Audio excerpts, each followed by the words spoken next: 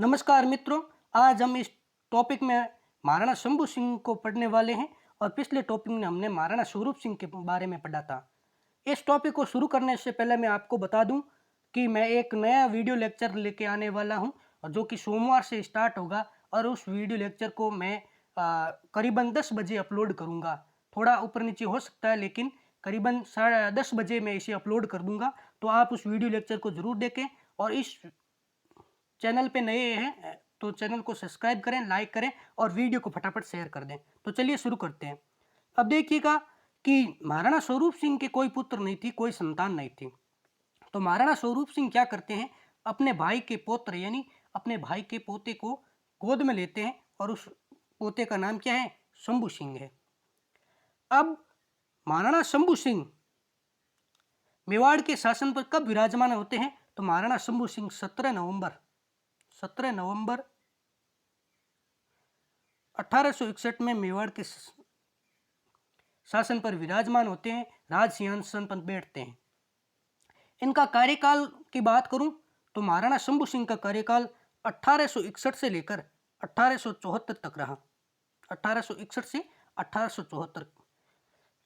लेकिन जब ये महाराणा बने मेवाड़ के, तो ये अवयस्क थे, यानी ये उम्र में छोटे थे। इसी कारण पॉलिटिकल एजेंट मेजर टेलर की अध्यक्षता में पंच सरदारनी का गठन किया जाता है। पंच सरदारी का गठन किया जाता है, और इस संगठन के बनाने के बाद में शासन का प्रबंधन पॉलिटिकल एजेंट अपने हाथों में ले लेते हैं। अब देखिएगा कि इनके काल में क्या क्या महत्वपूर्ण घटना घटी। तो इनके काल में जो महत्वपूर्ण घटना ये थी कि जो सबसे पहली थी वो ये थी कि सती प्रथा। स्वरूप सिंह ने क्या किया था, सती प्रथा पर आदेश जारी किया था प्रतिबंध लगाने का। लेकिन ये एक कड़े आदेश या प्रतिबंध के कड़े कानून बनाते हैं सती प्रथा पर। और इन्होंने क्या किया, और दास प्रथा पर इन्होंने रोक लगाई। दास प्रथा पर कड़े कानून जारी किए इन्होंने। और इन्होंने बच्चों के, देखिए सबसे महत्वपूर्ण बात यह है कि इनके काल में बच्चों के क्रय विक्रय पर रोक लगेगी। क्रय विक्रय पर बच्चों को बाजार में खरीदा और बेचा जाता था, और इन्होंने इन कुरीतियों पर रोक लगा दी। और इस कुरीतियों को सार्थक बनाने के लिए ये क्या करते हैं, एक सेना का गठन करते हैं, एक अलग से सेना बनाते हैं, और उस सेना का नाम है शंभू पलटन। ये शंभू पलटन का गठन करते हैं।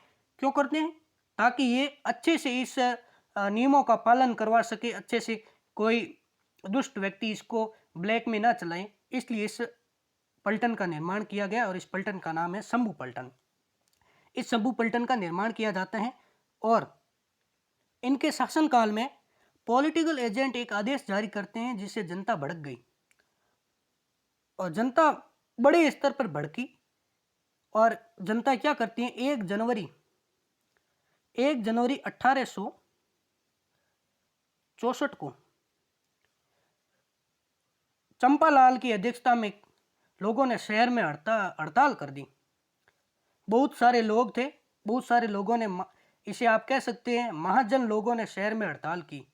और हजारों लोगों ने पॉलिटिकल एजेंट की कोठी पर, यानी कोठी यानी घर या कमरा, पॉलिटिकल एजेंट के कमरे पर इकट्ठे हो गए, और इससे पॉलिटिकल एजेंट बहुत ही डर गए।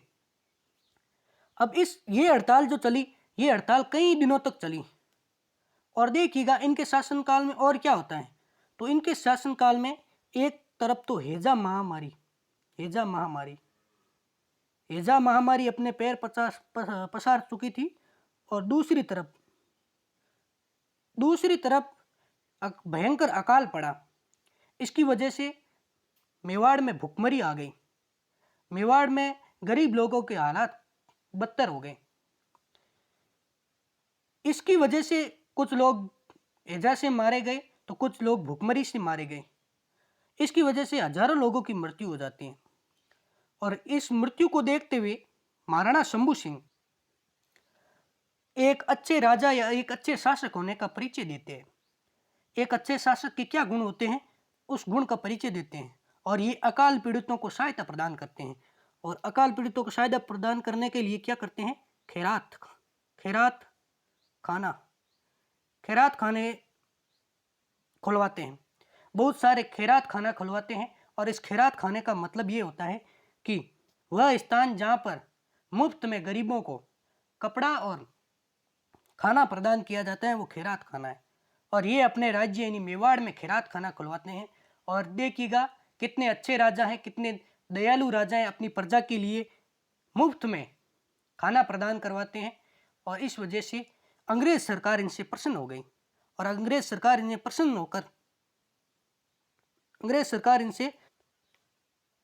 होकर क्या करती हैं? इन्हें जीसीएसआई की खिताब देने के लिए इन्हें सूचित करते हैं। जीसीएसआई की फुल फॉर्म क्या है? तो grand commander of the star of the India. ये इन्हें खिताब देने के लिए इन्हें सूचित करते हैं। और जब इन्हें ये सूचना पहुंचती है तो महाराणा शंभू सिंह क्या कहते हैं? और महाराणा शंभू सिंह की इस बात से आप भी खुश होंगे, क्योंकि देखिएगा कि इसमें महाराणा शंभू सिंह कहते हैं कि उदयपुर के जो महाराजा हैं, जो शासक है, महाराजा है, महाराणा है, वो प्राचीन समय से ही हिंदुआ सूरज थे। हिंदुआ सूरज प्राचीन समय से हिंदुआ सूरज थे, यानी हिंदुओं की मदद करने वाले, हिंदुओं के संरक्षण करने वाले और हिंदुओं को परिस्थितियों में सहायता करने वाले थे। तो आप हमें ये स्टार ख्याति कुछ न दें, हम तो पहले से ही इस ख्याति से अधिक ऊपर उठ चुके हैं। लेकिन जब ये अगर पॉलिटिकल एजेंट ये कहते हैं कि आप ये ख्याति ले लें तो ये राजी हो जाते हैं। और इस तरह से इस महान एक विभूति के महान शासक की 16 जुलाई 1874 में 16 जुलाई 1874 में इनका निधन हो जाता है।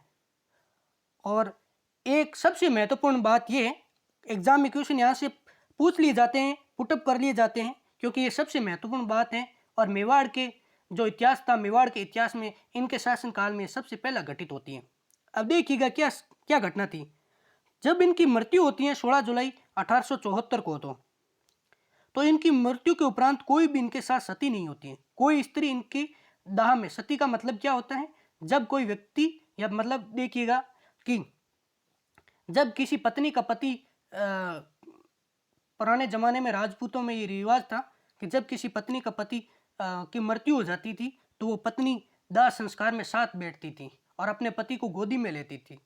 लेकिन इनकी जब मृत्यु हुई तो इनके शव के साथ किसी भी स्त्री ने बैठना नहीं चाहा और नहीं बैठी, क्योंकि इन्होंने क्रूर तरीके से, यानी आप कह सकते हैं कठोर प्रतिबंध लगाए सती प्रथा पर। और उसका ये परिणाम था कि मेवाड़ के इतिहास में ये पहले शासक थे जिनके साथ कोई सती नहीं हुई।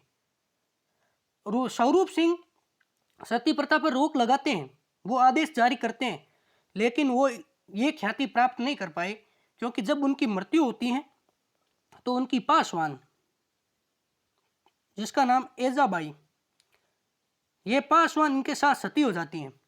अब देखिएगा पासवान और दासी में क्या अंतर है। पासवान दासी का ही एक रूप है, लेकिन कभी कभी क्या होता था कि महाराजा या महाराणा या शासक प्रसन्न होकर जिस दासी को गहने, आभूषण और श्रृंगार की छूट दे देते वो पासवान होती, और जिन दासियों को ये छूट नहीं हुआ करती थी वो नॉर्मल दासी हुआ करती थी। तो इस वीडियो को एंड करने से पहले मैं आपको बता दूं कि सोमवार से हमारी नई क्लास आने वाली है, जो कि रात को 10 बजे आएगी। सोने से पहले एक डोज आप जीके का लेकर सोएं, ताकि देखिएगा धीरे धीरे करने से सब कुछ होते हैं। और लगातार परिश्रम ही सफलता की कुंजी है। आप लगातार परिश्रम करते जाइए। ऐसा कभी नहीं होता कि एक रात पढ़ के कोई किसी एग्जाम को फाइट कर सकता है, ये कभी नहीं होता। हाँ, आपने कहीं सुन लिया होगा तो कहीं एक इक्का दुक्का अपवाद हो सकता है, लेकिन बहुत कम है। तो इसलिए लगातार पढ़ाई करें। धीरे धीरे पढ़ाई करने से आपके जो घड़ा है वो सब ज्ञान से भर जाएगा, पूरा ज्ञान से भर जाएगा। और फिर आप एग्जाम को फाइट करेंगे तो आपको उसमें मज़ा आएगा। और एग्जाम में जब क्वेश्चन आपके सामने आएंगे तो आपको ऐसा लगेगा हाँ ये भी पढ़ा है मैंने, ये भी पढ़ा है, और फटाफट टिक करके आप जल्दी से उस क्वेश्चन पेपर को कर देंगे। तो घर पे रहिए, सेफ रहिए कोरोना के काल में। और इस वीडियो को यहीं ख़त्म करते हैं। और जो नीचे शेयर का बटन है, उस शेयर को बटन को दबा के अपने व्हाट्सएप का स्टेटस डालिए। तो चलिए इस वीडियो को यहीं समाप्त करते हैं।